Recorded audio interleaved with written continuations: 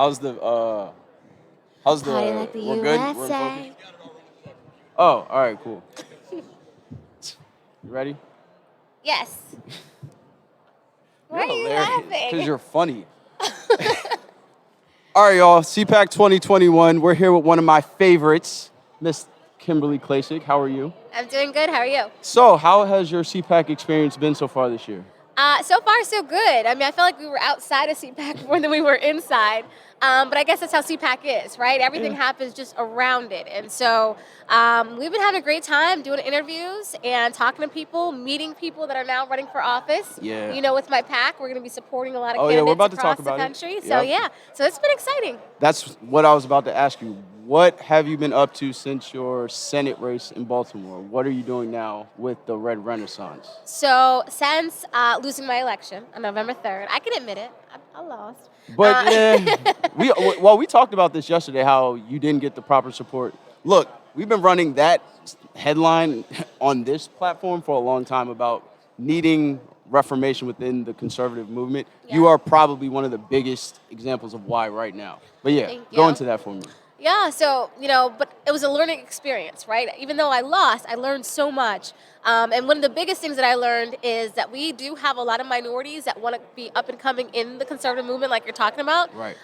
We do want to run for office, but we're not getting the support from the RNC and the GOP in the whole. So that's why I decided to start Red Renaissance, redrenaissance.com. Everybody can go there and check it out. But we're supporting minority candidates across the country running for either Congress or Senate. And we're going to help them financially, point them in the right direction as far as media. Media is everything, right? Yep. That's how you make money, is going back and forth to on these shows, especially the mainstream media shows. And then also, teaching them things that we know. Like it took me a while to figure out how to, talk on camera, what to wear, where exactly to look and things like that, and what buzzwords sometimes you got to use. Because buzzwords actually get you money too. Yeah. Did they you do. know that if you say Patriot on Fox News, the money pours in? Did you know that? I believe it. I Yeah, believe so it. it's like, there's these words that people look for because they want a real Republican, not rhinos. Right. And so you just, you say these words and let them know, look, I'm part of the team. And so we're going to be doing that. Like I said, we're going all over the country. Next week I'm in Louisiana, Claxton Bernard's down there. Oh, word. Carla Spalding, she's running here in Florida. I'm going to be visiting her. We've got David in Oklahoma. There's people all over the country that want to run, and I love, love, love it. And lots of people support it too. People are like, look, the only way you're going to combat the narrative with the liberals is show them that our party is just as diverse. Right, right. That's something I think has been our theme of why we came to CPAC, is to infiltrate and start to change. That's what you've done. That's what you're doing in Baltimore, and that's what we love to see. You spoke about the buzzwords, but something you're also very good at is going off script and almost streamlining that raw information, like with your video that went viral. How can other people do the same thing that you did? Not copy it, but get that same shock value with actual, facts. Right. Yeah, you got to be authentically you all of the time. There's almost so much you can have as far as media training. Yeah, we can teach you the buzzwords. Yeah, we can teach you what to wear, but we can't teach you to be you. Right. And right. so you've got to be you, whether you're doing a campaign video, whether you're uploading a cell phone video. I mean, sometimes you're going to say things that people don't like. And that's the part where people want to say, look, at least she was honest, Right. And sometimes people, you say things that people want to say but can't actually say because they might be in fear of losing their job, cancel Oh, yeah, culture, all all the that time. good stuff, right? And so it's really important for you to just be you, say what you mean what you say, and don't look back. I've gotten beaten up on many tweets that I put out there, but I don't regret it. I mean, I'd rather be honest. you took on The View by yourself and came out on top. You don't see that very often. You know Thank what I mean? you. And it's because you went off script, and as soon as they tried to hit you, you had something right to hit them back with. And I think that's one thing that Trump definitely at least established, is that there's now a room for people like us who are sick of, the cookie cutter script, that are, trying to go on the attack. We're done Yeah. backpedaling and playing defense. We're ready to go forward. And yeah, I think you definitely embody that. It's awesome. Thank you. Thank you. How can we spread the message of getting people off script and still being meaningful? Because I feel like when it comes to black conservatives, we have a real issue with just parroting other talking points that don't necessarily resonate with our communities, but to give them an olive branch, it may be something that they don't know. So how can we do that? Because you're from Baltimore, obviously that's nowhere nice. I'm from the hood, that's nowhere nice, you know what I mean? Yeah. How can we continue to be in the streets and then help the other people who want to have an effect do the same thing that we're doing? Yeah, so what's interesting about it, and the New York Times actually did a story about it, I was shocked.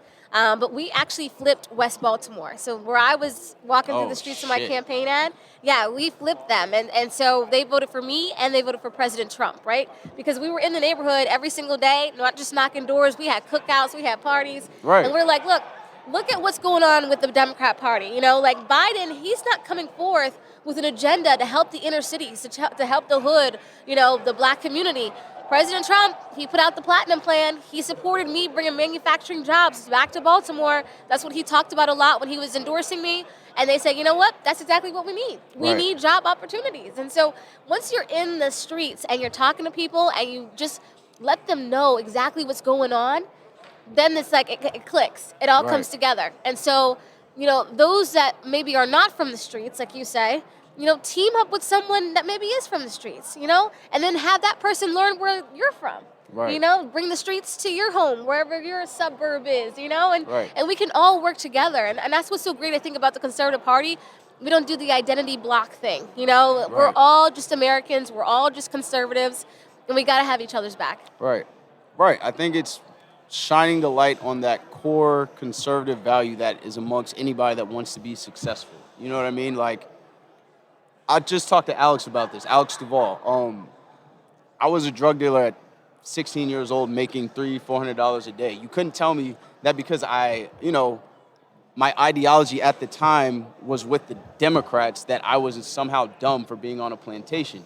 Like, it just doesn't work that way. And then Yeah. with your program that you were gonna run, Survivors to Investors, I feel Right. like that directly addressed what I was doing when I was younger. And that's why, honestly, why I love you so much is because you get it. Thank you. You know what I'm saying? I You thought you loved me understand. because I was super cool. Now this is heartbreaking. Well, you're pretty too, Aw, so thank you. that's the case. But yeah, the whole package.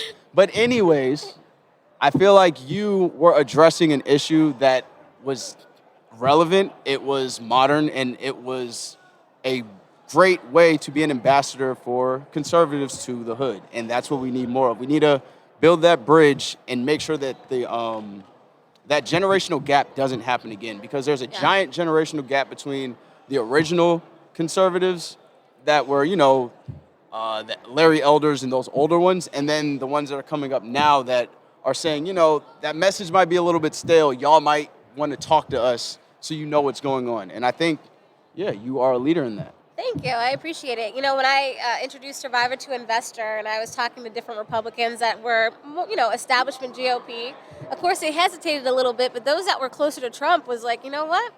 That's a good idea. I don't think people understand sometimes, especially in places like West Baltimore, that kids are on the corner, dealing dope, doing whatever they have to do to survive at 12 and 13 years old because mommy's not home, I was daddy's in 14. prison. I mean, you just don't know where your parents are sometimes. You're trying to feed yourself and sometimes your younger siblings. And that's why I call it Survivor to Investor, because these kids are usually survivors. Right. And right now, I don't know if you know, in Baltimore, we have like the squeegee kids that actually run through traffic, washing windows for $1. Oh, yeah, I know.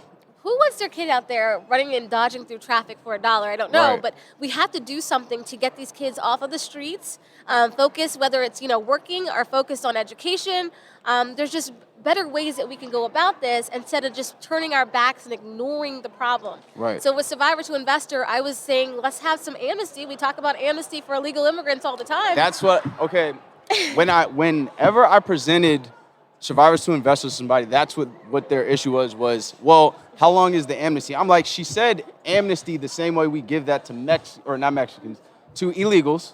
Why can't we give that same, benefit to the people that are here struggling? Like, let's take care of our own. And they didn't really have an answer once I presented that part of it to them. Exactly. We provide amnesty for those coming into this country illegally all the time.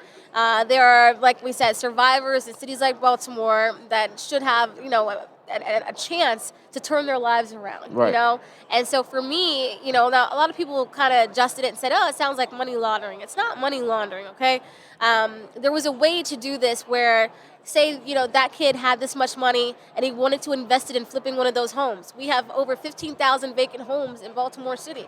You're telling me that these kids can't invest in their neighborhoods? Right. They should be able to do that. Build We it up used to- themselves. we used to Gentrify your own neighborhoods. Take Yes. the power back on these words. Gentrifying is not bad if black people are gentrifying their own hoods. Yeah, and we used to sell the dollar homes when Right. Mayor Schaefer was there. So we used to do this program, and it worked well. And it worked well in Cherry Hill. We can do it in West Baltimore. So that was my whole plan there. And I know some people, you know, basically turn their nose up at it, but I think it'll work, and it'll get the kids off the streets and doing something productive. Then they're learning about flipping homes. Maybe they learn a trade or a skill. You know, not everyone's Right. going to college. And so that was my big push, and I love the fact that President Trump supported that.